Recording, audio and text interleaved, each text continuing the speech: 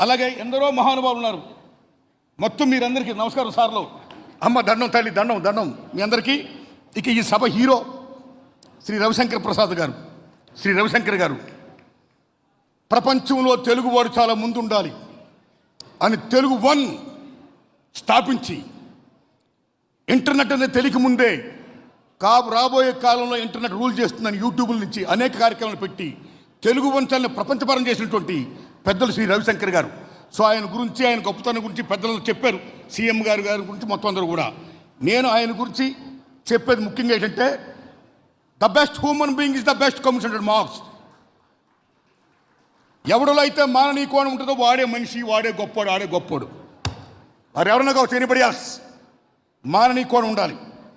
అలాంటి మాననీయ కోణాన్ని ఆ తెలుగు వన్ ఛానల్లో ఏమైతుందో తన అకాడమీ ద్వారా పేద విద్యార్థులకు అమోఘని బోధ చేస్తున్నాడు ఆయన.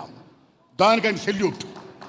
పేద విద్యార్థులకు కార్పొరేట్ కాలేజెస్కి వెళ్ళలేని పరిస్థితుల్లో ఉన్న అనేక మంది పేదవాళ్ళకి సహాయ సహకారం అందిస్తున్నాడు ఆయన. ఎస్, అలాగే అనేక మందికి 2000 మందికి పైగా గుండె జబ్బు వచ్చినట్టు చిన్నారులకి ఆయన అమోఘం కార్పొరేట్ హాస్పిటల్స్లో వైద్యం చేయించాడు ఆయన. ఎంతోమంది మేలు చేస్తున్నాడు ఆయన. హెల్త్ సెంటర్ పెట్టి నిజంగా సెల్యూట్ దానికి.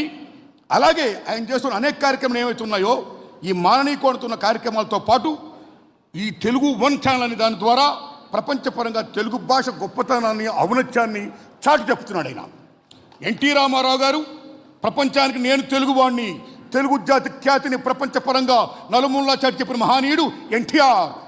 అలాంటి ఎన్టీ రామారావు గారి యొక్క తెలుగు గొప్పతనాన్ని, భాషని, మన భాషని ఆయన ఛానల్స్ ద్వారా త్రూఅవుట్ ది వరల్డ్ ఆయన చాటి చెప్తున్న ధన్యవాదాలు చెప్తున్నాం.